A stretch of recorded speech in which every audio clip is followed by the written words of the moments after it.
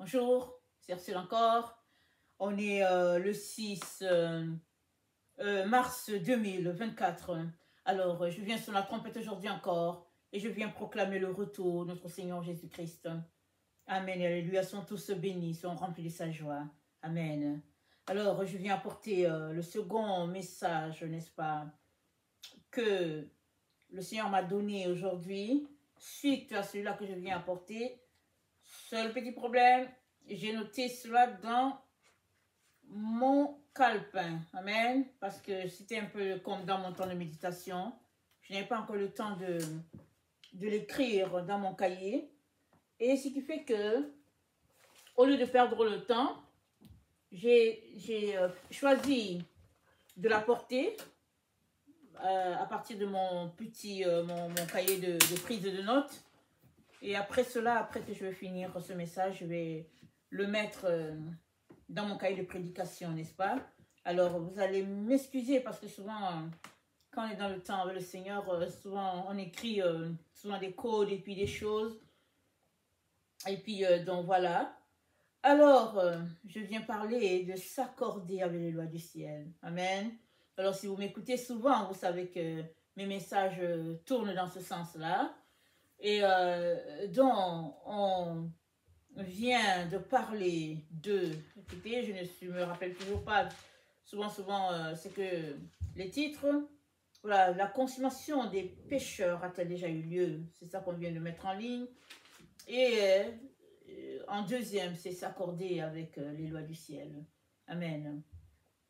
Alors, donc, on a déjà souvent parlé de cela, surtout que le livre de Romains parle, Romains 8, le verset 19 dit, la terre attend la révélation, n'est-ce pas, des fils de Dieu. Les fils de Dieu, ici, c'est les enfants de lumière, ceux-là qui ont choisi de suivre leur Seigneur Jésus-Christ, n'est-ce pas, en renonçant à eux-mêmes, apportant leur croix. Et ce n'est pas une marche juste avec le bout, par le bout de lèvres, c'est une vraie marche. C'est-à-dire, ils ont renoncé à eux, et ils ont épousé. Amen. Les voies de Dieu, les lois de Dieu. Amen. Alors, vous savez, avant que Jésus-Christ soit manifesté, Dieu s'était déjà manifesté à l'humanité. Et il nous a donné sa parole par son prophète, le prophète Moïse. Et dans Malachie 4, c'est dit, Dieu dit, souvenez-vous de la loi de Moïse. Amen, souvenez-vous de la loi de Moïse. Alors, il y a beaucoup d'enfants de Dieu qui ont reçu des enseignements selon lesquels on a été délivré de la loi. Et je ne manquerai jamais de dire à quiconque qu'on n'a pas été délivré de la loi. Amen. On n'a pas été délivré de la loi. On ne peut pas être délivré de la loi. La loi, c'est notre vie. C'est la lumière de Dieu, c'est notre chemin. Ce sont les balises qui nous permettent de marcher. Amen. La loi de Dieu, c'est le clin d'œil de Dieu pour son humanité. Amen. On ne peut pas être délivré de la loi, ce n'est pas possible. La loi fait partie de toi, c'est dans tes gènes, c'est en toi. Parce que la loi, c'est Dieu. Amen. La loi, c'est Dieu. Alors, quand on ne comprend pas ça, dès qu'on entend le mot loi, on est en état de choc. Moi, je connais des personnes, dès qu'ils entendent le mot loi, ils font sortir des versets, Dieu m'a délivré, et puis ben voilà. Mais tu regardes leur vie, ils marchent dans le péché, loin de Dieu. La loi, amen, c'est Dieu. Alléluia. La loi, c'est Dieu. Dis-toi cela, sois heureux d'avoir une loi sur la terre. Alors, le monde a été créé sur la loi de Dieu. Le monde existe sur la loi de Dieu. C'est dit quoi? Le monde ne peut pas s'écrouler. Dieu l'a créé selon ses lois. Amen. Il y a le grand, il y a le petit, il y a le noir, il y a le blanc, il y a le ciel, il y a la terre. Il a créé le monde sur un certain équilibre. Il a dit, j'ai mis devant toi le bien et le mal, choisis le bien. J'ai mis devant toi la vie et la mort, choisis la vie. Dieu a créé le monde selon sa loi. Alléluia et amen. Amen et amen. Jusqu'à ce qu'on comprenne cela, on va suivre les lois des hommes. Ils vont venir, ils vont te dire X. Tu vas dire, ah ok, mon leader a dit X. Arrête-toi et demande-toi si son X là, c'est son X à lui ou bien le X à Dieu. Amen. Demande-toi. Son X, c'est le X de qui? Si c'est le X de Dieu, alléluia, vas-y. Si c'est son X, ne t'occupe pas de son X. À moins que son X soit le X de Dieu. Ne le suis pas. Parce que d'où sort son X? Alors, on est éduqué d'une certaine manière.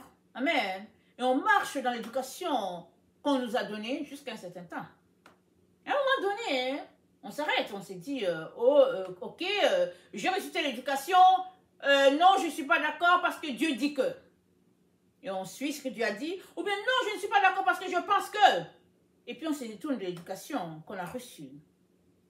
Amen.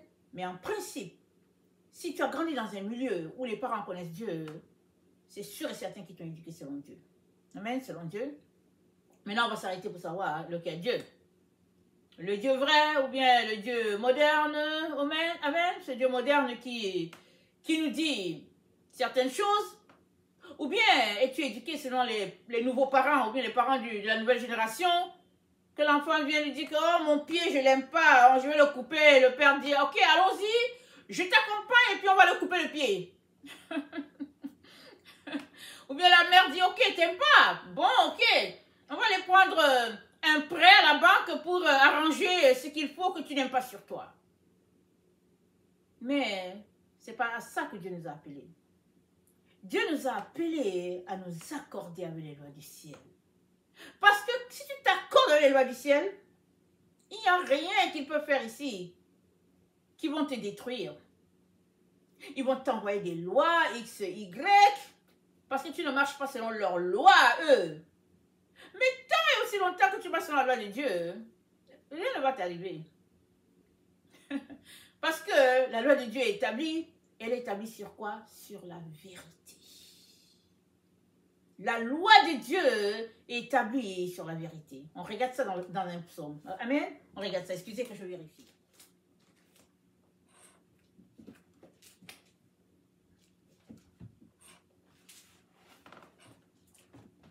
Le psaume 160, pardon, le psaume 119, excusez-moi. Le verset 160, ça dit ceci.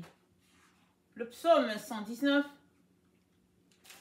le verset 160, c'est dit, le fondement de ta parole est la vérité.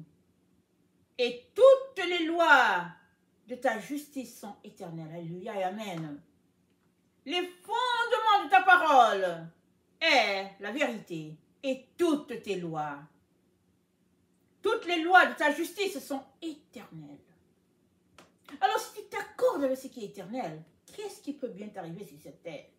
Amen. Qu'est-ce qui peut bien t'arriver? Je vous ai déjà parlé comment, un certain temps, quand j'étais dans mes maternités, je m'abonnais toujours aux chaînes chrétiennes. Amen. Les différents pasteurs passaient, et puis bon, ils prêchaient, je les écoutais, et puis ben voilà. C'était intéressant. Alors surtout que ils parlaient de prospérité financière. Ok? On rêvait de devenir riche en ce temps-là. Alors je les écoutais, jusqu'à ce qu'un jour, j'ai dit, j'ai ras-le-bol, j'en peux plus de les écouter parce que, non, je m'étais mise à chercher Dieu, ok? Je m'étais mise à chercher Dieu, je lisais ma Bible souvent, beaucoup plus que par le passé, je priais beaucoup plus, et puis je prenais le temps pour jeûner, j'avais soif de Dieu, et puis un jour je me suis levée, j'ai dit, non, je ne suis plus capable de les supporter, je ne veux plus payer un sou pour les écouter, je ne veux plus, j'ai tout arrêté. Et puis, je prie pendant 3 mois, je n'entends pas Dieu. À peu près, là, je n'entends pas Dieu. Je dis, Seigneur, je ne comprends pas que je ne t'entende pas comme par le passé, parce que par le passé, je t'entendais. Je n'avais pas les chaînes chrétiennes, je n'avais rien, je t'entendais à tout moment. Seigneur, qu'est-ce qui se passe? Il me dit, karma. Je dis, karma? Karma, c'est quoi? Karma, c'est quoi? Moi, je ne sais pas c'est quoi karma. Il me dit, karma. Alors, je vais prendre le livre, je cherche, je ne trouve pas. Ça ne me satisfait pas. Finalement, je trouve un livre qui est là, le livre de mes enfants, ils sont partis à l'école, je prends, je commence à fouiller. Un livre, c'est écrit, le livre des religions. Je regarde et puis ils expliquent le karma, c'est les conséquences qui nous arrivent suite aux actes qu'on a commis sur cette terre. Je dis, ok. Du coup, le Seigneur m'allume. C'est lui qui m'a parlé de karma. Au début, bon, j'ai failli faire comme les chrétiens qui font. Ils disent, au nom de Jésus, je lis cette parole, le karma, c'est pas pour les chrétiens, nanana, nanana. Mais j'étais en train de prier. Je disais, Seigneur, je ne comprends pas pourquoi je ne t'entends pas. Et l'Esprit de Dieu me dit, karma. Alors, le Seigneur me dit, je trouve l'explication de karma, c'est les conséquences qui t'arrivent par rapport aux actions que tu as posées sur cette terre. Et le Seigneur me dit, tu as passé ton temps à les écouter. Alors les conséquences, c'est que tu ne m'entends pas. C'est un seul que tu entends. Quand bien même tu as coupé tout contact avec eux, jeté leurs affaires pour dire je ne veux rien savoir, tu continues de les entendre. Et il fallait que je continue de prier, de supplier, de me sanctifier, jusqu'à ce que je ne les entendais plus. J'entendais Dieu maintenant. Amen. J'entendais Dieu. Mais qu'est-ce que j'ai entendu après? Il m'a dit, j'aime pas ton habillement, j'aime pas tout ce que tu portes, il faut les enlever. Je sais pas dit, ok, c'est pas Dieu. Pourquoi? Parce que c'était un peu trop pour moi. Ok? C'était trop. Mais c'était le temps du Seigneur de faire le ménage dans ma vie. Parce qu'il avait assez attendu. Maintenant que j'étais plus capable de supporter tous ces gens-là que j'écoutais, alors c'était l'occasion pour le Seigneur de dire, ok, on fait tout le ménage. Alors ça m'a compris du temps et tout, etc. Si vous m'écoutez souvent, ça m'a pris un peu de temps. Alors si quelqu'un vient te dire, oh Jésus ne s'occupe pas de l'habillement, il ne s'occupe pas de la nourriture, c'est pas vrai.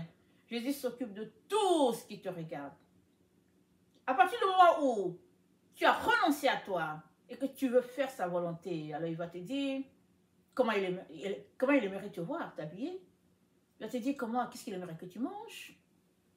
Il va te dire quand est-ce qu'il aimerait te rencontrer. Amen. Il va tout te dire au fur et à mesure.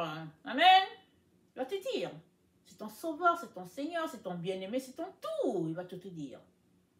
Question, seras-tu prêt? Amen. Seras-tu prêt à avancer avec lui? Parce qu'à partir du moment où tu dis, je ne veux plus rien savoir de personne, juste toi Jésus, alors il vient. Parce que lui, il fait du sérieux. Alors ta prière était-elle sérieuse ou pas? Si elle était sérieuse, alors vous allez marcher ensemble, Jésus-Christ et toi. Amen. Et alléluia. Alors, le psaume 119, le verset 160. Attendez. Excusez-moi. Bon, les feuilles qui collent.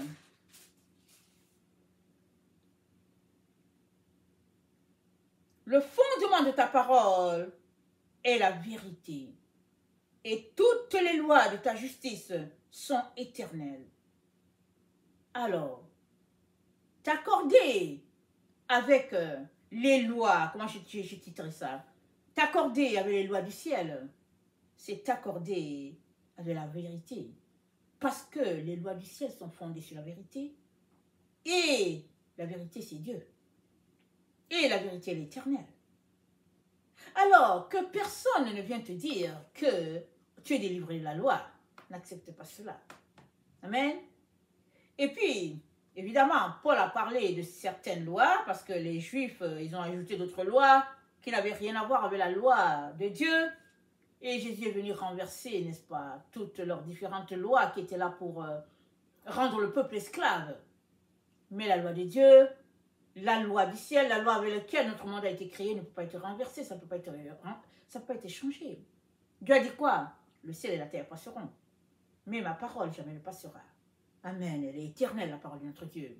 Alors je viens donc aujourd'hui nous encourager à être accordés avec les lois du ciel. Tant que tu es accordé avec les lois du ciel, ton ennemi va venir, va tout faire ce qu'il voudra. Tu demeureras accordé avec les lois du ciel. Et le ciel t'aidera. Le ciel t'aidera. Parce que ton cœur veut la vérité. Et la Bible nous dit, par la bouche du roi David, il nous dit, attends, je vais lire. Il dit, voici, je suis né dans l'iniquité. Le psaume 51, le verset 7. Voici, je suis né dans l'iniquité. Et ma mère m'a conçu dans le péché. Mais tu veux que la vérité soit au fond du cœur. Fais donc pénétrer la sagesse au-dedans de moi. Purifie-moi avec l'hysope et je serai pur. Lave-moi, je serai plus blanc que la neige. Annonce-moi l'allégresse et la joie. et les os que tu as brisés se réjouiront. Détourne ton regard de mes péchés, efface toutes mes iniquités. Ô Dieu, crée en moi un cœur pur, renouvelle en moi un esprit bien disposé. Ne me rejette pas loin de ta face, ne me retire pas ton Esprit Saint. Rends-moi la joie de ton salut et qu'un esprit de bonne volonté me soutienne. Amen et alléluia. Tu veux que la vérité soit au fond du cœur. Et tu ne peux pas avoir une vérité au fond du cœur qui soit différente de la vérité sur laquelle repose notre monde, le monde tel que Dieu l'a établi. La vérité qui est dans ton cœur ne peut pas être différente de la vérité de Dieu, celle-là sur laquelle il a établi tout fondement. Ça ne peut pas être possible. Alors voilà pourquoi le Seigneur nous encourage à nous accorder sur les lois du ciel. Amen. Elles ne failliront jamais. Tout le reste va s'écrouler, mais les lois de Dieu ne failliront pas. Elles sont éternelles. Elles sont divines. Amen, elles sont divines. Alors, je viens parler donc de Romains 12. On connaît le verset, on connaît vraiment le verset. Et on est dans ce temps-là où on doit choisir. Amen. Et c'est là que il y a défaut dans la vie de plusieurs enfants de Dieu. Alors, nous savons que l'ennemi, dans toutes ses stratégies, pour garder les enfants de Dieu esclaves, a établi certaines lois qui sont là. Si bien que il y a des gens qui sont gardés dans certaines lois et ils n'arrivent pas à sortir de là. Amen. Ils sont là, ils sont, je ne sais pas les lois de quoi, mais ils sont là. Mais pense seulement à la loi de Dieu. La loi sur laquelle repose le fondement de notre monde. Cette loi qui est vérité et vie. Alors, si tu penses à cette loi-là, demande-toi quelles sont les lois sur lesquelles tu t'accordes. Et si tu te rends compte que les lois sur lesquelles tu t'accordes ne sont pas les lois de notre Dieu, n'hésite pas à te débarrasser de l'autre, parce que tu n'arriveras pas à destination. Amen, tu n'arriveras pas à destination. Alors, donc voilà, alors Romains 12, voilà ce qui est dit. Je vous exhorte, donc frères, par les compassions de Dieu, à offrir vos corps comme un sacrifice vivant, saint, agréable à Dieu, ce qui sera de votre part un culte raisonnable. C'est un culte raisonnable. Amen. Ne vous conformez pas au siècle présent, mais soyez transformés par le renouvellement de l'intelligence. C'est ton intelligence qui doit être transformée. Et c'est renouvelé comment? Parce que tu lis la parole, c'est renouvelé. Le vieux part, le nouveau entre et tu penses comme Dieu. Amen. Afin que vous discerniez quelle est la volonté de Dieu, ce qui est bon, agréable et parfait. Ne vous conformez pas sur le siècle, soyez transformés par le renouvellement de votre intelligence. Si ton intelligence n'est pas renouvelée, tu ne peux pas te transformer. Parce que les actions que tu poses sont en fonction de tes pensées. Si tu penses comme le monde, tu marcheras comme le monde. Si tu penses selon les vérités qu'ils ont établies, selon les mensonges qu'ils ont établis, pardon, tu marcheras selon leurs mensonges. Mais si tu marches selon la vérité de Dieu, et puis, c'est-à-dire ses lois, quand bien même tout le monde te dira c'est faux, parce que tu marches selon la vérité de Dieu, les choses marcheront pour toi. Parce que tu marches selon le créateur de tout l'univers. Tu marches selon celui-là qui t'a créé. Celui-là qui te ressemble. Voilà pourquoi tu marches selon ses lois. Amen et alléluia, sont tous bénis. Amen. Alors, nous sommes dans ce temps, n'est-ce pas, où notre univers est en train d'être rétabli. Alléluia et amen. Romains 8, le verset 19 nous dit, la terre attend la révélation des fils de Dieu. La terre t'attend, elle t'attend. Alors, seras-tu rétabli toi-même pour enfin répondre aux soupirs de la terre? C'est ça que ça prend. Si tu n'es pas rétabli, comment vas-tu aider la terre? Tu ne peux pas. Tu as besoin d'être rétabli toi-même avant que la terre soit rétablie aussi. Amen. Et ce n'est pas une affaire de couple. Ce n'est pas une affaire de groupe, d'église. Ce n'est pas une affaire d'un groupuscule à quelque part. Mais non, non, non, non, non. C'est une affaire personnelle. Chacun est appelé à répondre à Dieu, c'est-à-dire à s'unir à Dieu, à marcher sur les lois de Dieu, c'est-à-dire à être rétabli lui-même, corps, âme, esprit, dans les lois de Dieu, et ainsi il pourra s'unir à Dieu. Amen. Alors, je vais lire un passage que l'apôtre Jean nous a laissé. Amen. Ça, c'est dans 1 Jean 5. Pardon. Dans 1 Jean 1. Dans 1 Jean 1, l'apôtre Jean nous dit ceci. Il dit, ce qui était dès le commencement, ce que nous avons entendu, et ce que nous avons vu de nos yeux, ce que nous avons contemplé, et que nos mains ont touché concernant la parole de vie, car la vie a été manifestée. Et nous l'avons vu, et nous lui rendons témoignage. Et nous vous annonçons la vie éternelle, qui était auprès du Père, et qui nous a été manifestée. Et ce que nous avons vu et entendu, nous vous l'annonçons à vous aussi, afin que vous aussi, vous soyez en communion avec nous, notre communion avec le Père et avec son Fils Jésus-Christ. Et nous écrivons ces choses afin que votre joie soit parfaite. Amen. Et dans la version de Taube, c'est dit, je vais la lire, c'est dit,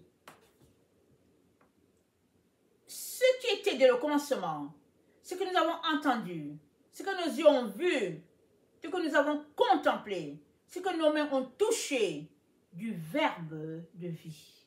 Jean, ici, ça parle du verbe. Ici, ça parle de la parole, n'est-ce pas? Ça parle du verbe. Le verbe, on sait ce que c'est. Alors, il dit le verbe de vie, car la vie s'est manifestée et nous avons vu et nous rendons témoignage et nous vous annonçons la vie éternelle qui était tournée vers le Père. Alléluia. La vie était tournée vers le Père. La vie avait une direction, c'était la direction du Père. Alléluia. Et elle s'est manifestée à nous. Donc la vie était tournée vers le Père et elle s'est manifestée aux humains. Amen. Voilà comment il faut le comprendre. Et nous avons vu, et nous avons entendu, et nous vous l'annonçons à vous aussi. Et pour que vous aussi, vous soyez en communion avec nous. Alléluia. Eux, ils étaient en communion avec le Fils, Jésus, mais aussi avec le Père. Parce que la vie était tournée, ils étaient en direction du Père. Alléluia. Et notre communion est communion avec le Père et avec le Fils Jésus-Christ. Et nous vous écrivons cela pour que votre joie soit complète. Il parle d'une joie complète. Et ici, dans le Louis II, on parle d'une joie parfaite. Amen. Alors, la joie parfaite, la perfection, c'est quelque chose de complet. Amen. Donc, c'est synonyme. Alors, quand la joie est complète, c'est-à-dire il ne manque rien à ta joie. Il est en train de dire qu'il ne manque rien à ta joie, que tout soit là. Alors, il manquerait quelque chose à ta joie si tu n'es pas en communion avec le Père. Amen. Il est important de distinguer qu'il y a le Père et il y a le Fils. Tu peux être en communion avec le Père et avec le Fils. Je le dis parce que il est arrivé un temps dans ma vie où, bon, j'étais en communion avec tout le monde, mais il fut un temps où j'étais en communion avec le Père. Ah, j'aimais venir m'asseoir pour dire, papa, je suis là. Mais avec le Fils, je savais qu'il était là, mais c'est comme il y avait quelque chose, mais il était là. Jusqu'à ce que je sache que je n'étais pas exactement en train de faire ce qu'il attendait de moi. Excusez-moi de rire. Parce que j'avais été détournée. Mais j'étais convaincue que j'étais en train de faire. Jusqu'à ce que, là encore, le Père vient à mon secours pour me dire, réoriente. Amen. C'est ça, l'amour du Père. Le Père, très bon le Père. Il est très très bon. Amen. Le Fils est comme le Père. Amen, alléluia. Donc, il est donc important que nous puissions marcher en communion avec le Père, avec le Fils et avec tous ceux-là qui nous ont précédés. Ça, c'est très important. Alors, la seule manière pour toi d'être en communion avec le Père, c'est que la loi de l'univers soit rétablie en toi. Exemple, la loi de vie. Tu ne peux pas passer ton temps à tuer et dire je suis en communion avec le Père. Parce que le Père ne tue pas. Oh, tu peux dire non, mais je ne tue pas les hommes. Ok? Mais tu tues les animaux? Tu peux dire non, mais je ne tue pas les animaux. C'est pas moi qui les ai tués. J'ai acheté à l'épicerie. Mais toujours est-il que tu as participé à leurs œuvres en achetant. Alors tu peux t'arrêter pour dire, mais qu'est-ce qu'on va manger finalement? Mais on va manger ce que Dieu avait décidé qu'on devait manger depuis le début. C'est les anges déchus qui nous ont conduits sur la voie où on voit une belle petite poule, là on dit, elle est bonne à croquer, et puis on s'en va la tuer. On doit apprendre à bien manger. Amen. Alors si tu tues la poule, tu n'auras pas les œufs. Alors apprends à bien manger, c'est-à-dire choisir entre les deux. Qui est-ce que tu veux? Une chose est sûre, si tu gardes la poule, tu auras toujours les œufs. Amen.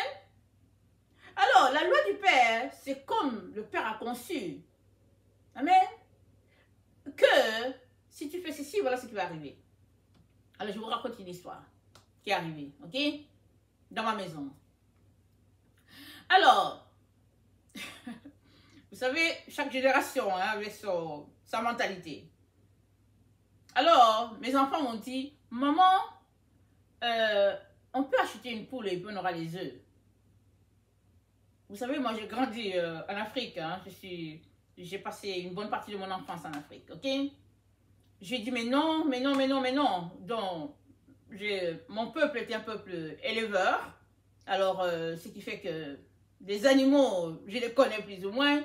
Alors, j'ai dit à mes enfants, oh non, non, je ne veux pas toutes ces odeurs-là à la maison et tout et tout ça. Ils ont dit, non, maman, c'est pas comme ça. C'est adapté, on va aller dans une, je sais pas comment ils appellent ça ici. En tout cas, on va aller, je sais pas si c'est chez le vétérinaire, je sais pas où on s'en va, mais on va aller à l'endroit où on les élève et on va louer ces trucs-là. Et puis, on va l'amener. Et puis, maman, il n'y aura pas de problème, on aura les œufs. Oh, on a tel voisin, ils ont ça, et puis bon, voilà, tel. J'ai dit, non, moi, je ne veux pas que le coq chante parce que j'ai grandi, non, le coq, il fait du bruit, à 4 h du matin, il va me réveiller, je ne veux pas. Je leur dis ça. Ils disent, maman, on n'a pas besoin du coq. Je dis, comment ça? Non, maman, on n'a pas besoin du coq, on n'a pas besoin du coq, on veut juste la poule. J'ai dit, je ne comprends pas. Ils disent, mais maman, les poules n'ont pas besoin de coq pour donner des œufs. Ils donnent les œufs et puis c'est tout. J'ai dit, bon, raison de plus pour ne pas l'avoir. J'ai dit raison de plus pour ne pas avoir la poule, parce que ce n'est pas une vraie poule. Amen, ce n'est pas une vraie. Parce que la vraie poule, il faut un coq. Comme ça, on aura des œufs. Mais si la poule qu'on voulait qu'on aille louer un truc où il y a la poule, on aura juste les œufs, j'ai dit anguille sous roche. Amen, j'ai dit ça à mes enfants. Et puis finalement, bon voilà. Pas de poule à la maison. Maintenant, il faut se demander, c'est quels œufs qu'on mange. Amen, il faut se poser ces questions. Alors, c'était une parenthèse. Alors, c'est donc dans le temps où on doit rétablir notre communion avec notre Dieu.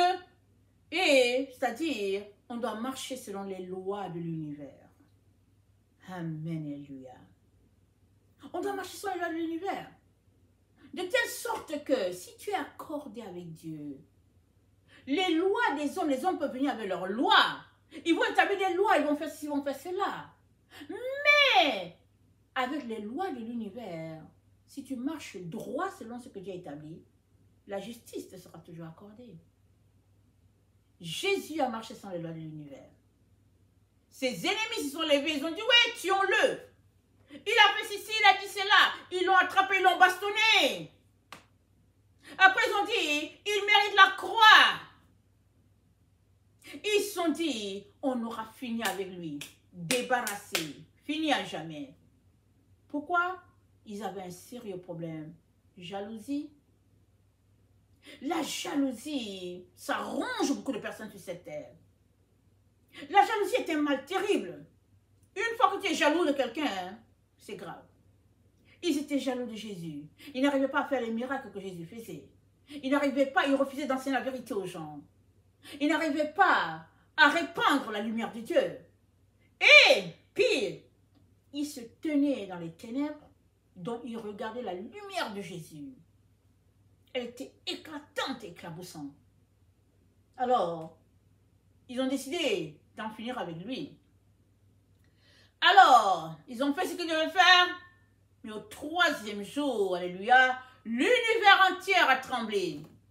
C'est dit, quand ils l'ont tué, obscurité sur toute la terre, et puis le jour qu'il est resté, la terre trembla.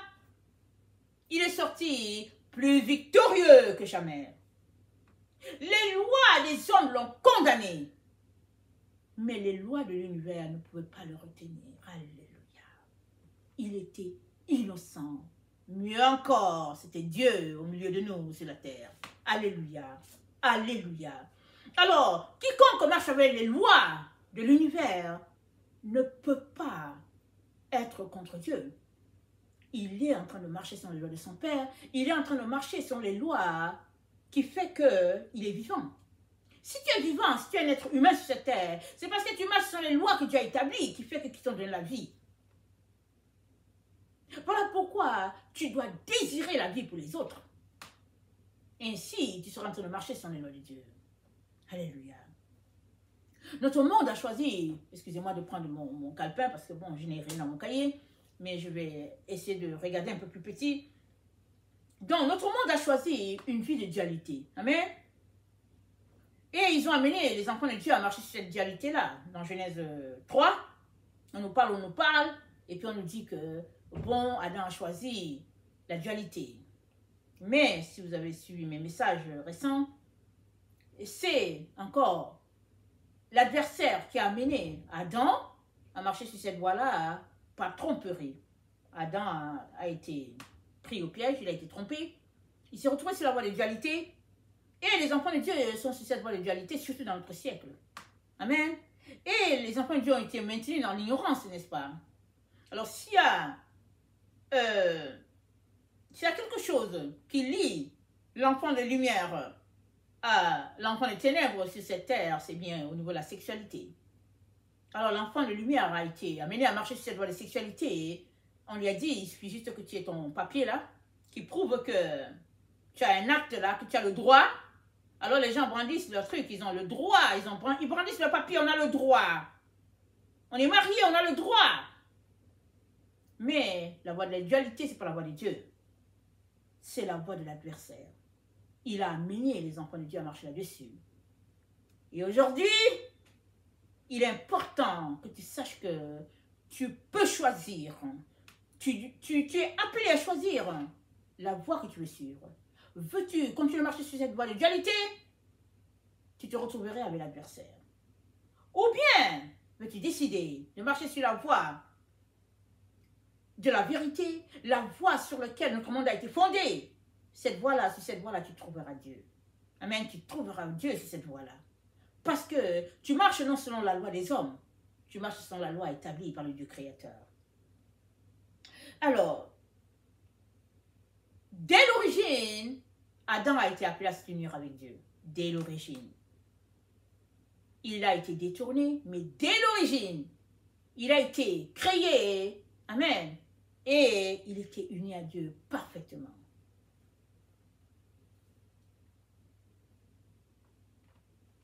La loi de l'univers, ça nous aide à transcender tout ce qu'il y a sur cette terre et à être fidèle à Dieu et à être uni à lui. Amen et alléluia. Corps, âme, esprit.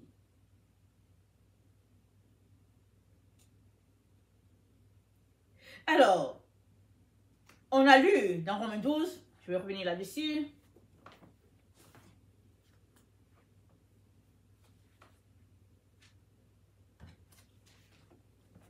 Romains 12.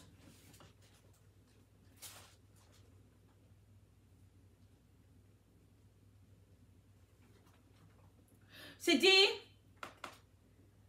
ne vous conformez pas au siècle présent, mais soyez transformés par le renouvellement de l'intelligence, afin que vous discerniez quelle est la volonté de Dieu. Ce n'est pas une obligation.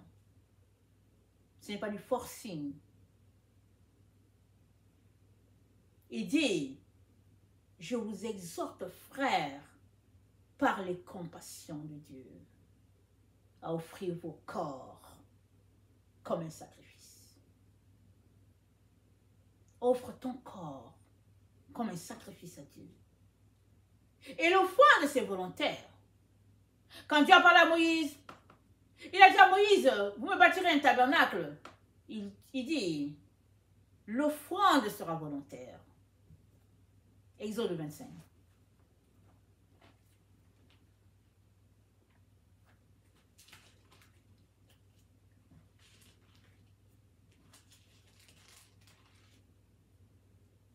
L'Éternel parla à Moïse et dit, parle aux enfants d'Israël, qu'ils m'apportent une offrande. Vous la recevrez pour moi de tout homme qui le fera de bon cœur.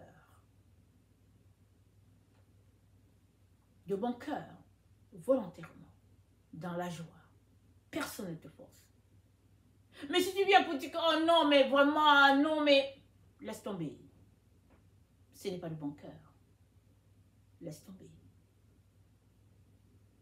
Et alors que tu laisses tomber, tu demeures sur la voie de la dualité, tu seras avec l'adversaire.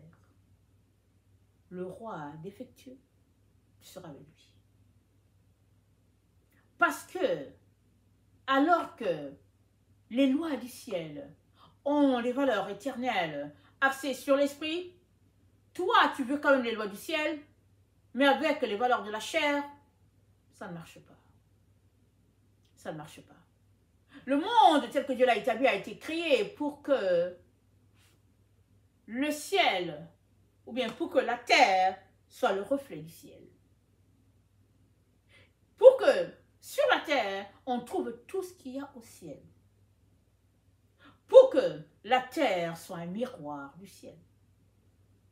L'adversaire a tout corrompu.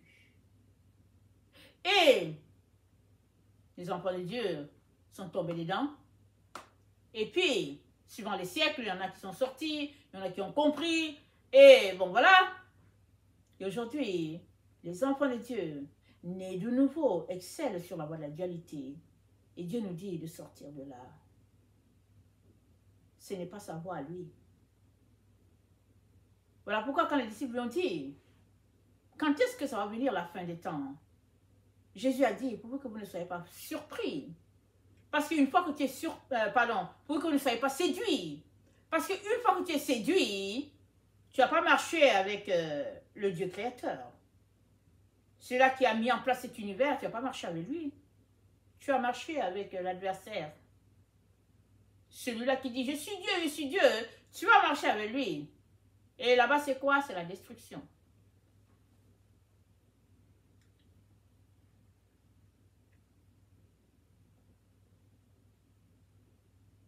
Tu es appelé à choisir, à renoncer à la voie du mal et à choisir la voie du bien, c'est-à-dire la voie de la lumière, la voie de la vérité. Tu es appelé à cela. Alors, il dit, offrez vos corps comme un sacrifice vivant, saint, agréable à Dieu, et qui sera de votre part un culte raisonnable. Paul dit quoi? Il dit, c'est la moindre des choses. Alléluia. C'est la moindre des choses que tu peux offrir à ton Créateur. Celui-là qui t'a formé, qui a fait de toi une âme vivante et qui allait mourir la mort la plus atroce afin de te racheter, c'est la moindre des choses que tu peux lui offrir.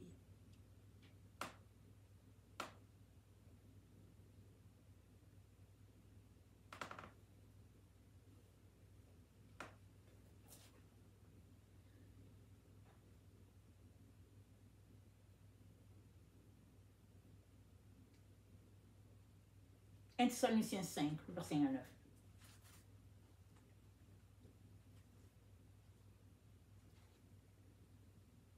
Pour ce qui est du temps et des moments, vous n'avez pas besoin qu'on vous en écrive. Excusez-moi.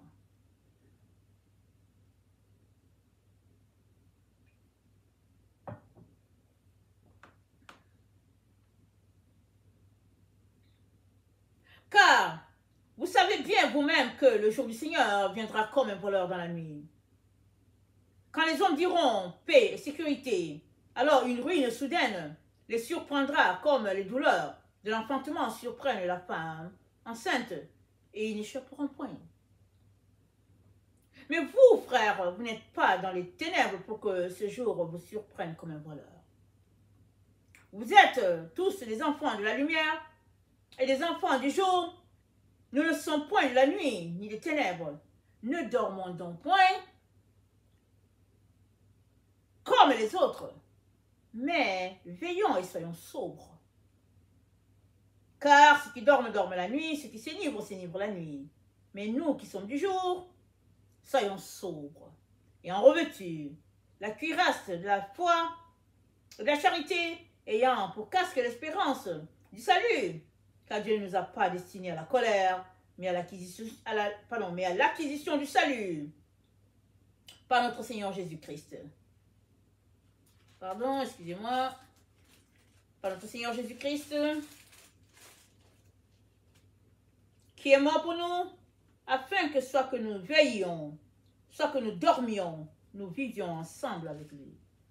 Il dit quoi? Il est mort pour nous, afin que soit que nous veillions, ou que nous dormions, nous vivons ensemble avec lui. Ta vie est faite de veiller et de dormir. Mais ici, le dormir qui est la seule dormir du repos, de quelques minutes, quelques heures. Pourquoi? Parce que tu passes ton temps à veiller, à être alerte, à sortir de l'ignorance, à rechercher la vérité, à sortir des ténèbres, à sortir de l'obscurité, du mensonge. Ça, c'est veiller. De telle sorte que, alors que tu veilles ou que tu te reposes un peu pour reprendre des forces, tu vives éternellement avec ton Dieu. Mais il y en a qui passent le temps à dormir. C'est-à-dire, ils sont dans l'ignorance, ils aiment le mensonge, ils aiment les choses du monde, de télévision, internet, football, basketball, politique. Ils sont juste dans les faux. Ils sont là-dedans. Et quand est-ce qu'ils veillent? Jamais. Jamais. Et quand ils entendent une vérité, ils la bottent en touche. Ils disent, c'est pas ça. Ils vivent pour eux-mêmes. Dans l'illusion, les mensonges, les façades, la séduction de ce monde. Ils sont là-dedans. Et ils ne veulent pas sortir de là.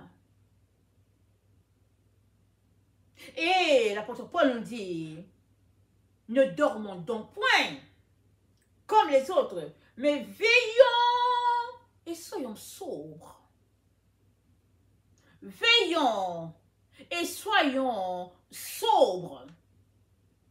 Veiller, c'est être alerte. C'est toi qui choisis de veiller. Ce n'est pas quelqu'un qui te dit, hé, hey, veillons. Non, non, c'est toi qui choisis de veiller. Tu peux dire, ok, bon, moi je vais me coucher à 21h parce que je vais me lever à 3h du matin et je vais veiller. Je vais prier. C'est ton choix. Tu peux aussi dire, je vais me coucher à minuit et je vais me réveiller à 1h du matin parce que je vais veiller. C'est toi. Tu vas voir si ton corps est capable de supporter 1 heure. Mais tu peux aussi dire, je vais me coucher à minuit et je vais me réveiller à 8h du matin. Ça encore, c'est toi. C'est toi qui décides. Mais, si tu veux marcher selon les lois de Dieu, alors tu es appelé à veiller, c'est-à-dire à être en communion avec Dieu le Père et Dieu le Fils, parce que c'est ça que l'apôtre nous a dit, n'est-ce pas, dans 1 Jean 5, il a dit ce qui était dès le commencement, ce que nous avons entendu, ce que nous avons vu de nos yeux, ce que nous avons contemplé, ce que nos mains ont touché, du verbe de vie, car la vie s'est manifestée. Et nous avons vu et nous rendons témoignage et nous vous annonçons la vie éternelle qui était tournée vers le Père et s'est manifestée à nous. La vie était tournée vers le Père, tout était vers le Père. Et cette vie-là s'est manifestée à l'être humain en la personne de Jésus. Et l'être humain a pu savoir, ok, donc voilà le Père qui est là. Parce que Jésus a dit à Philippe, Philippe, tu veux voir le Père? Celui qui m'a vu a vu le Père. Parce que les œuvres que je fais, ça ne vient pas de moi, ça vient du Père. Donc la vie s'est manifestée alors que Jésus a marché sur cette terre. L'ennemi l'a étouffé, la doctrine de Christ a été cachée, on nous a donné une doctrine du modernisme, et il continue de donner des doctrines bizarres. Alors, très souvent, les hommes se sont retrouvés avec des doctrines bizarres, des lois bizarres, leur demandant de s'accorder. Et souvent, les gens ne se sont pas arrêtés pour savoir, en fait, qu'est-ce que cela implique. Beaucoup de personnes ne s'arrêtent pas pour vérifier à quoi ils s'accordent. Le monde est tellement méchant. Les gens sont vraiment versés dans le faux et le mal qu'ils peuvent te faire signer n'importe quoi. Il y a des gens qui sont assis, ils se lèvent le matin jusqu'au soir, c'est pour concevoir le mal, pour concevoir comment ils vont faire tomber l'autre. Mais toi, quand tu te lèves le matin, c'est pour être en communion avec ton Dieu, c'est-à-dire c'est pour être en accord avec les lois avec lesquelles Dieu a bâti notre monde, les lois de l'univers. Tu ne peux pas être en même temps en accord avec les lois de Dieu et en même temps avec les lois des hommes, tu ne peux pas. Tu ne peux pas. À un moment donné, tu es appelé à choisir. Et souvent, ton choix va apporter des déchirures. Mais, il faudrait toujours que tu t'arrêtes pour savoir qui est-ce que tu suis. Suis-tu un homme ou bien suis-tu le créateur de tout l'univers? Avec qui es-tu en accord? On est appelé à choisir. Amen, on est appelé à choisir. Tu as beau être une personne extraordinaire, tu as beau avoir un couple qui est le modèle, si votre couple n'est pas fondé sur les lois de Dieu, tout volera en éclats. Parce que la loi de Dieu ne peut pas s'accorder avec la loi du monde. Le mensonge ne peut pas être en accord avec la vérité. Ce n'est pas possible. Vous avez beau travailler votre couple pour être sur la voie du milieu, pour que la vérité puisse un peu s'associer avec le mensonge, pour faire l'affaire de tout le monde. Mais l'enfant de Dieu, il ne s'accorde pas avec un mensonge. L'enfant de Dieu marche sur la loi de la vérité. Le fondement de ta parole, la vérité. Alors, jusqu'où vas-tu te compromettre pour avoir une certaine satisfaction dans ta propre vie ou bien dans la vie de l'autre? Et puis, bafouer ton Dieu. Jusqu'à quand? Jésus a dit qu'il me reniera devant les hommes, je le renierai devant mon Père. Un choix s'impose à tout un chacun. Ce n'est pas une affaire de couple, ce n'est pas une affaire que nous, on a choisi ceci. Non, non, non, c'est une affaire individuelle. Et si les enfants sont jeunes, amen, le parent a choisi pour les enfants. Et Dieu est tellement bon que le parent qui marche dans la lumière, Dieu répartit la lumière sur les enfants. Et la vie, elle est comme ça. On doit choisir. Soit tu marches avec Dieu et ses lois, soit tu marches avec les hommes et leurs lois. Mais tu ne peux pas avoir les deux. On est dans un Thessaloniciens 5, n'est-ce pas? C'est dit, quand les hommes diront paix et sécurité, alors une ruine soudaine les surprendra. Comme les douleurs de l'enfantement surprennent la femme enceinte, et ils n'échapperont point. Mais vous, frères, vous n'êtes pas dans les ténèbres pour que ce jour vous surprenne comme un voleur.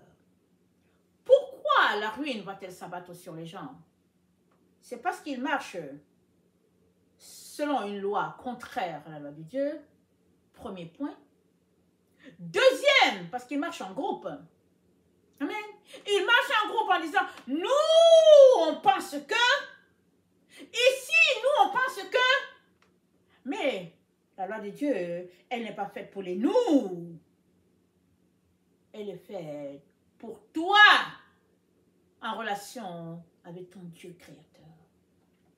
Quand tu auras choisi de marcher sur la loi de l'univers, la loi que Dieu a établie, et que l'autre aura choisi de marcher sur la loi de l'univers telle que Dieu a établie, et que l'autre aura choisi de marcher sur la loi de l'univers selon ce que Dieu a établi, alors, en communion avec Dieu, vous allez dire nous.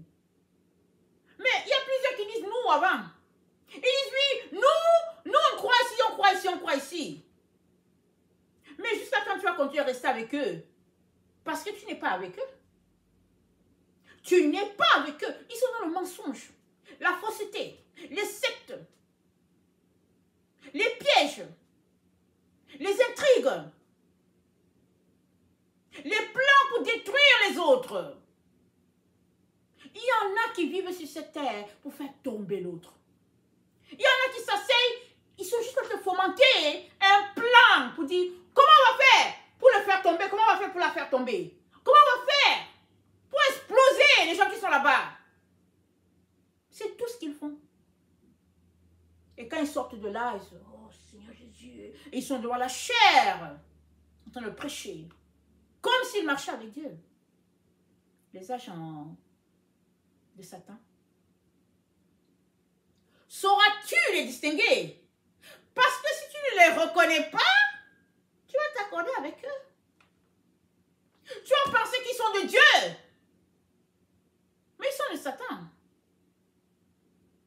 À un moment donné, il faudra que tu arrives à un niveau de ta vie pour dire, je ne suis plus capable. Je ne peux plus les supporter. J'en peux plus. Et le Seigneur va t'aider. Mais tant que tu es là pour dire, oui, ils vont te conduire dans la fosse et tu seras séparé de Dieu. Parce que quand ils te conduisent là, ils te conduisent dans les ténèbres parce qu'ils sont les agents du ténèbre. Ils ont juste infiltré l'église de Jésus-Christ parce qu'ils sont en mission. Ils sont en mission au milieu des enfants de Dieu. Et les enfants de Dieu sont assis en train d'écouter les agents de Satan leur prêcher la parole de Dieu. Ils sont remplis sur toute la terre. Il n'y a que Dieu qui va ouvrir tes yeux et tu vas dire, oh, Jésus, je sors. Mais avec Jésus, quand il va t'ouvrir les yeux, il ne va pas te faire sortir tout de suite. Il va te dire, ok, maintenant que tes yeux sont ouverts, ok, on va se calmer, on va prier pour eux d'abord. Amen. On prie d'abord, tes yeux sont ouverts, mets-toi à prier. Tu pries, mais il faut bien prier. Hein? Il ne faut pas prier pour dire, ok, je prie et puis il va me faire sortir d'ici. Non, non, tu pries bien. Alors que tu pries bien, tu pleures, tu souffres, tu agonises pour les gens. Tu dis, Jésus, c'est jusqu'à quand? Jésus, c'est jusqu'à quand? Jusqu'au jour où Jésus dit, ok, tu as bien prié. Prends tes clics et claques dehors. C'est ça. Parce que tu es en mission sur cette terre.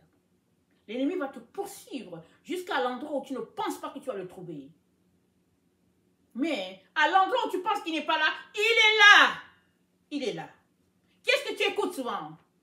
Avec qui manges-tu? Avec qui marches-tu? Avec qui parles-tu de Jésus? un agent de Jésus ou un agent de Satan?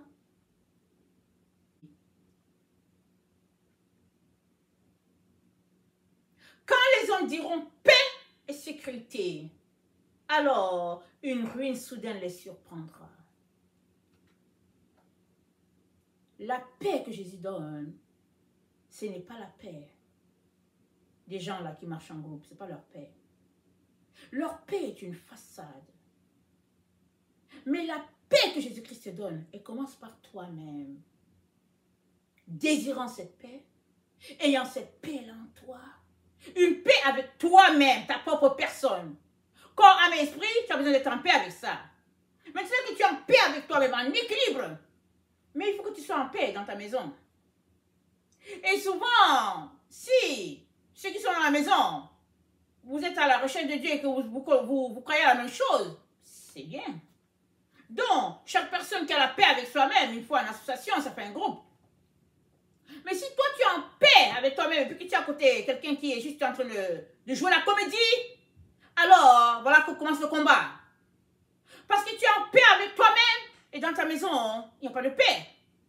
Mais il faudra qu'à un moment donné, il y ait cette paix-là dans la maison. Parce que seulement quand tu seras en paix avec toi-même, tu vas donner ta paix à l'autre. Parce que la paix, c'est contagieux. Et les enfants de Dieu sont appelés à contaminer le monde. Avec la paix, avec la joie, avec la lumière, avec le bonheur. Si tu n'as pas la paix en toi-même, comment peux-tu donner la paix à un autre? Comment peux-tu donner la paix à un groupe? C'est pas possible.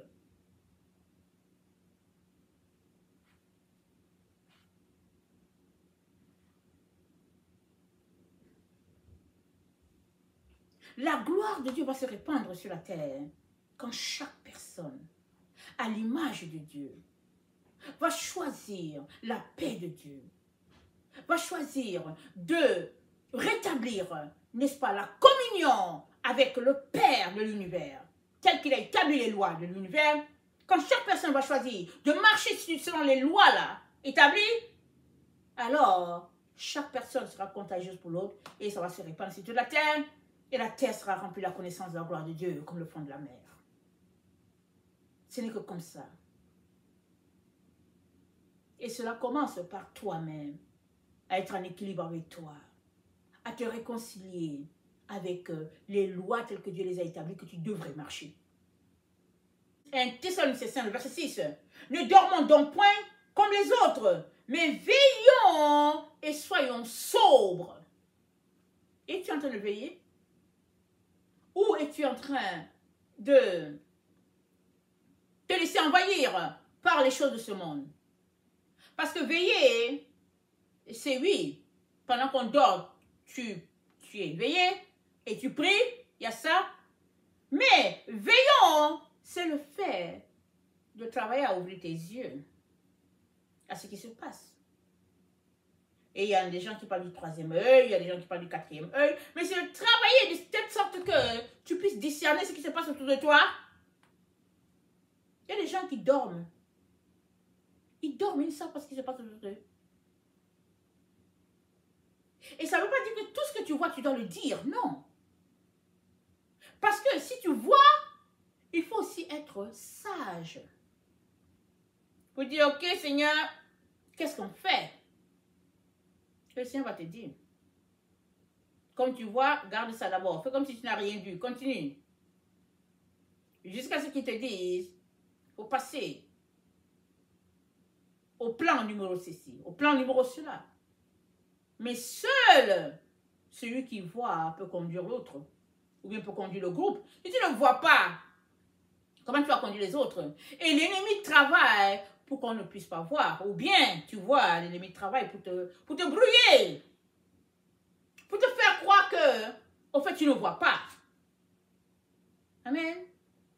Et il n'y a pas longtemps, amen, il n'y a pas longtemps, j'ai fait un rêve. Et puis le rêve, j'étais là, j'ai dit, Seigneur, c'est quoi ce rêve? Je ne comprenais pas le rêve. J'ai eu le rêve, c'était tellement vivant.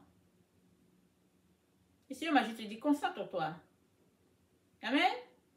Je me suis concentrée. Et je ne vais pas vous expliquer le rêve. Mais dans mon rêve, Je ne sais pas ce qui s'est passé sur la terre exactement, mais les choses sur la terre étaient placées de telle sorte que l'être humain soit embarqué sur une voie d'oubli. Amen. Que l'être humain soit embarqué dans une voie d'oubli.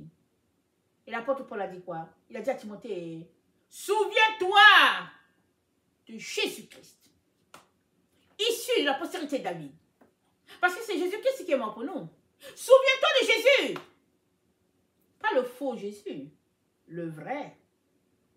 Parce que si tu te souviens de lui, alors lui, c'est lui qui t'a connecté à Dieu le Père. Il t'a mis en communion avec les lois de l'univers. C'est lui qui est mort pour toi, qui t'a racheté, qui t'a donné un nouvel habit. Lui-même, il est ton vêtement. Et puis, si tu te souviens de lui, tu vas te rendre compte que tu ne peux pas marcher dans leur voie. Tu vas dire, tiens, lui, il est qui? Pourquoi est-ce que je le suis? C'est Jésus-Christ qui est mort pour moi. Je suis Jésus. Amen.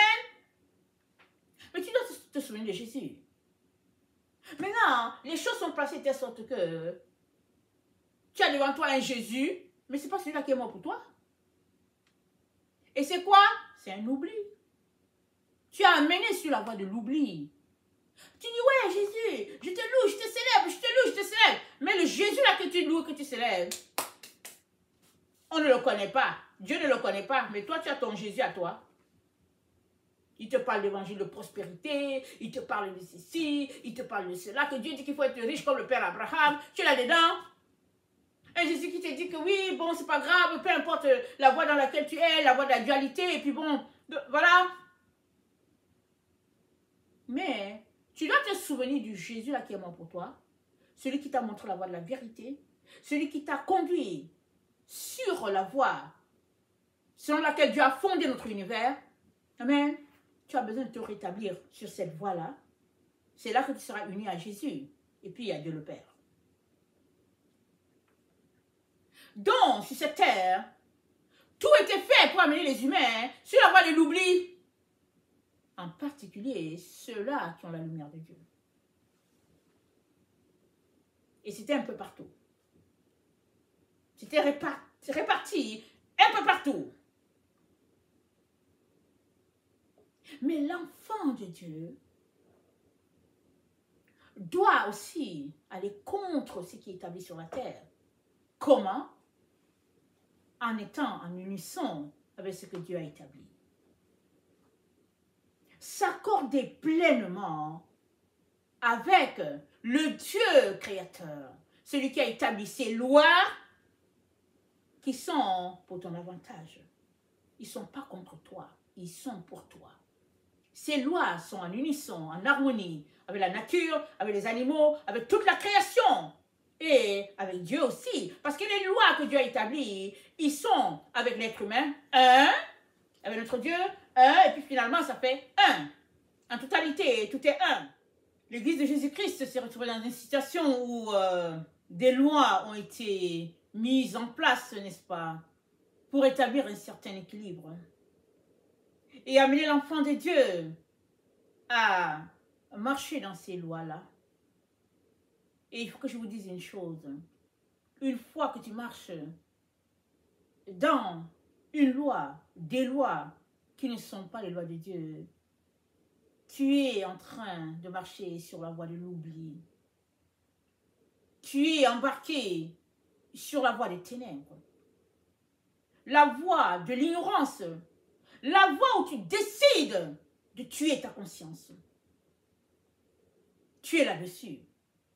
Soit tu restes là-dessus consciemment, et c'est ton choix, ou bien tu es là-dessus parce que quelqu'un t'y a conduit, et tu es là, dans l'ignorance, tu te dis, tu es en train de marcher sur les voies de Dieu, alors que tu marches sur un chemin faux, ou bien tu es là en mission parce que Dieu te veut là pour te montrer quelque chose.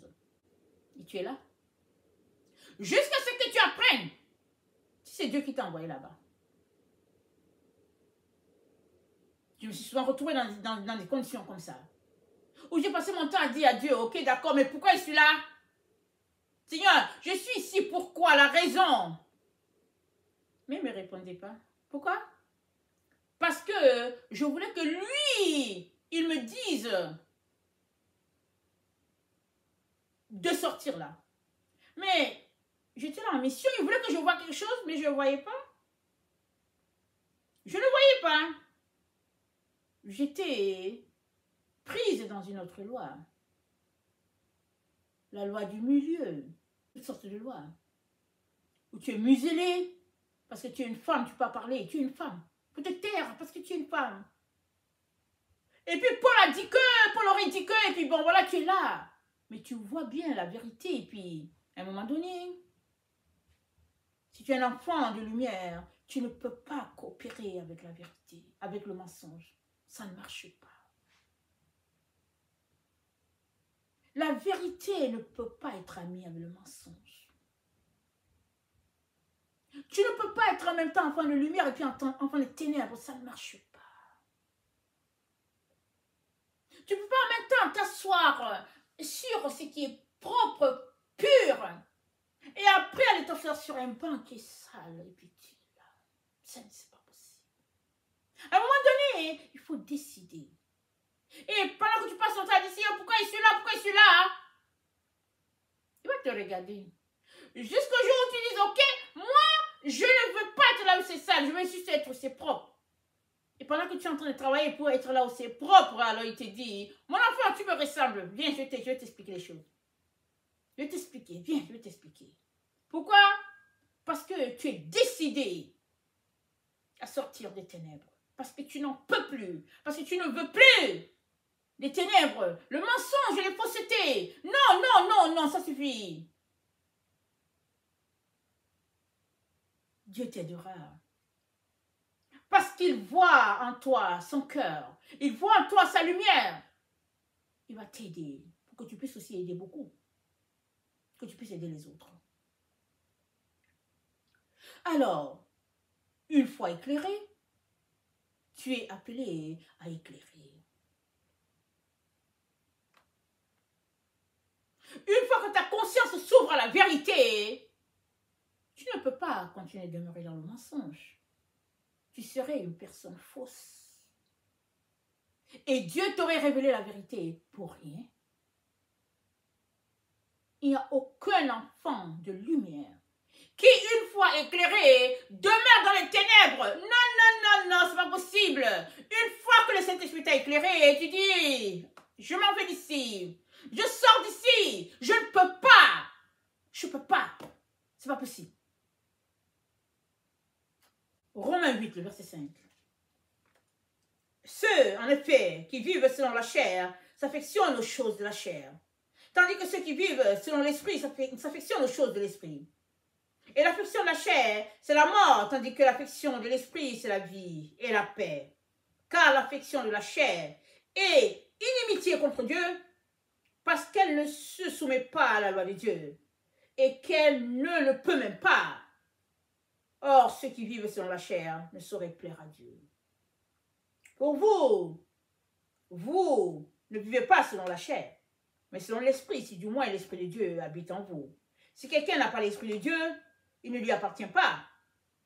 Et si Christ est en vous, le corps, il est vrai, est mort à cause du péché, mais l'esprit est vie à cause de la justice. Et si l'esprit de celui qui a ressuscité Jésus d'entre les morts habite en vous, celui qui a ressuscité Christ d'entre les morts rendra aussi la vie à vos corps mortels par son esprit qui habite en vous. Ainsi donc, frères, nous ne sommes point redevables à la chair pour vivre selon la chair. Si vous vivez selon la chair, vous mourrez. Mais si par l'esprit vous faites mourir les actions du corps, vous vivrez. Je répète. Si par l'esprit vous faites mourir les actions du corps, vous vivrez. Il n'y a que l'esprit de Dieu en toi qui va te faire, qui va faire tuer les actions de la chair. Si tu n'as pas l'esprit de Dieu, tu ne peux pas les tuer. Parce que la chair en toi tend vers la chair. Mais une fois que l'esprit de Dieu habite en toi, et il est en abondance, il ne supporte pas les choses de la chair. Et souvent même, tu es pris de dégoût. Tu as juste envie de vomir. Alors que tu es juste là, c'est dégoûtant. Parce que l'esprit de Dieu en toi, l'esprit de vie en toi ne supporte pas les choses des ténèbres. Car tous ceux qui sont conduits par l'Esprit de Dieu sont fils de Dieu. Et vous n'avez point reçu un esprit de servitude pour être encore dans la crainte, mais vous avez reçu un esprit d'adoption par lequel nous crions Abba Père. Combien les gens asservissent les enfants de Dieu? Combien les enfants de Dieu sont tenus pour esclaves? Et Dieu te dit, tu n'as pas reçu un esprit pour être dans la servitude. À un moment donné, c'est toi-même qui dois dire, assez, c'est assez. Assez. Je ne veux plus continuer de servir la chair, le mensonge, les ténèbres. Non, non, non, j'en veux plus. Et Dieu viendra à ton secours. 16. L'Esprit lui-même rend témoignage à notre esprit que nous sommes enfants de Dieu. Et si nous sommes enfants, nous sommes aussi héritiers. Héritiers de Dieu et co-héritiers de Christ. Si toutefois nous souffrons avec lui afin d'être glorifiés avec lui. L'Esprit lui-même rend témoignage à notre esprit que nous sommes enfants de Dieu. Tu ne peux pas en même temps être enfant de Dieu et en même temps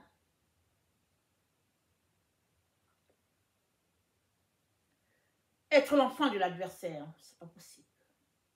C'est pas possible. À un moment donné, le choix s'impose. Une fois que le choix est là, c'est de trancher. Quand le temps de trancher vient, tu ne peux pas continuer de faire semblant. Tu dois choisir. Et sauver tous ceux-là que tu peux sauver. Et ce n'est que comme ça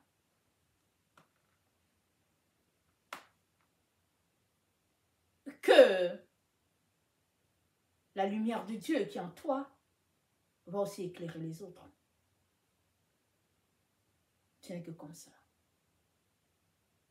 Et tu as besoin que la lumière de Dieu en toi puisse les éclairer. Parce que Jésus-Christ a dit, on n'allume pas une lampe pour la mettre sous le lit. On l'allume afin qu'elle puisse éclairer. Peu importe les conséquences par lesquelles tu devras passer, tu devras sortir des ténèbres, de l'esclavage.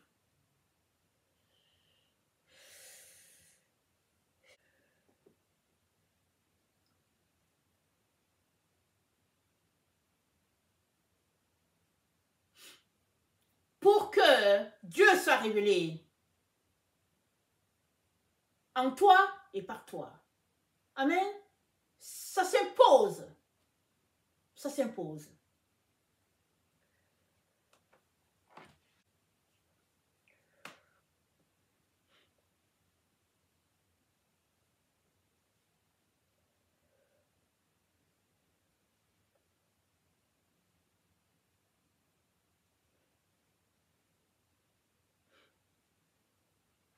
Marc 4, le verset 21. Il leur dit encore, apporte-t-on la lampe pour la mettre sous le boisseau ou sous le lit? N'est-ce pas pour la mettre sur le chandelier? Car il n'est rien de caché qui ne doit être découvert. Rien de secret qui ne doit être mis au jour. Si quelqu'un a des oreilles pour entendre, qu'il entende. Il leur dit encore, prenez garde de ce que vous entendez. On vous mesurera avec la mesure dont vous serez servi et on y ajoutera pour vous. Car on donnera à celui qui a, mais à celui qui n'a pas, on ôtera même ce qu'il a. On donnera à celui qui a. Celui qui n'a pas, on va ôter ce qu'il a. Et une lampe est allumée pour éclairer tout le monde. La maison, la ville, le village, le pays, la terre. C'est pour ça que Dieu allume une lampe. C'est pourquoi Dieu t'a allumé. Vas-tu briller de la gloire de Dieu? Ou bien vas-tu laisser les gens t'enterrer, enterrer la lumière de Dieu? Vas-tu les laisser t'écraser, faire de toi un animal, un esclave? Ou bien vas-tu te réveiller pour répandre la gloire de Dieu sur la terre? Amen.